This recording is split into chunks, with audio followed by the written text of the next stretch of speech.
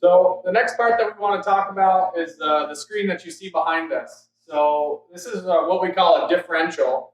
What a differential is basically having a sensor on your releaser, which would be your goal point. The most vacuum that you can get is going to be at your releaser next to your vacuum pump. All of these sensors you see below are sensors that go to that particular extractor, and that's something that you can choose when you're on the web page. You can choose which sensors go where, and that kind of thing. A few different things you see here. One thing that it tells you is the temperature. So what the temperature is at the end of the main line, and then the vacuum there, obviously, as well. You can either show the actual value of the sensor, or the difference between the extractor and the main line. So what the difference is between the two. What you see here at the top, those two red main lines there, Brett was telling me earlier, are main lines that they've shut off. We're getting towards the end of the season here in Eden, so those main lines probably stopped running, maybe where the trees were drying out. They decided to close those off. So that's why you see those being red, where the sensors are still out there and working.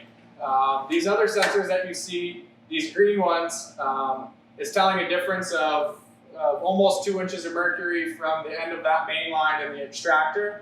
And those are going to change, all the time. If there's a problem, they might freeze and turn red, come to the top of the page. And we're going to talk a little bit later about a freeze report.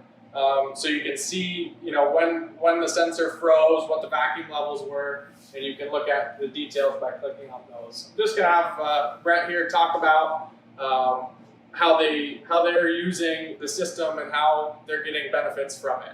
So go ahead, Brett. First of all, I mentioned the temperature. We use the temperature information on the sensors almost as much as the vacuum level sometimes. Especially early mornings. We have such a diverse sugar bush here, from about 1,000 feet elevation at the sugar house to about 2,300 feet above sea level at our highest tree. So it gives us an idea of what the temperatures are up on the hill, so we can kind of gauge when stuff's going to run.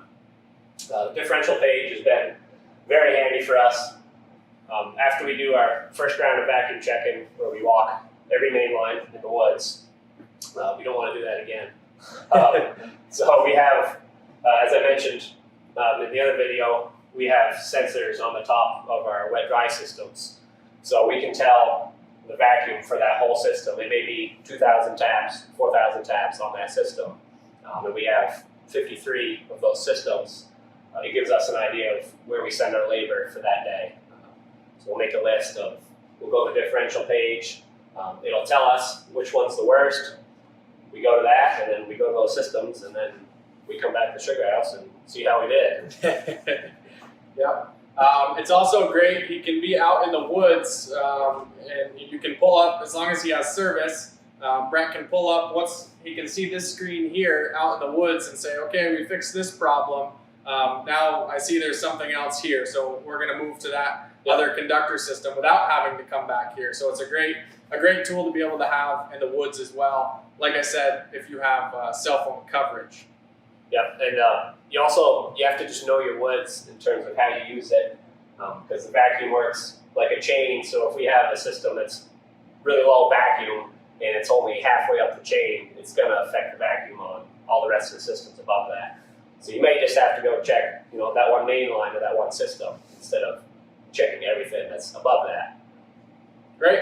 Yeah. Do you want to talk about, when I was here a couple days ago, Glenn was explaining, you have a vacuum pump here at the sugar house. Yep. This differential is. Why is it that you have that set at 20 inches, and how did you find out that you had a problem? So we were able to, with the Atlas Copco pump that we have here, we can set 2 different set points for the pump. So we have one setting that's the max that it's going to do.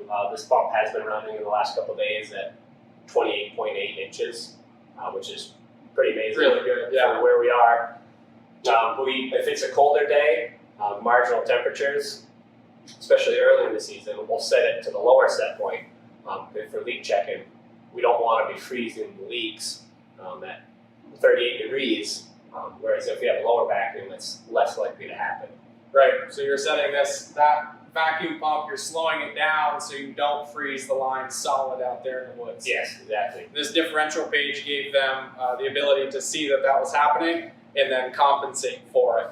So that's great. Yeah. Another thing it can show you too is whether your main lines in your system are sized properly in the woods. It's not going to tell you exactly, but it could be an indicator. If you've combed over the system a couple times and you're pretty sure you found all the leaks and it's late in the year and you're still getting reduced vacuum, like maybe you're getting too much sap in the air line or that main line's overloaded. Yep, definitely.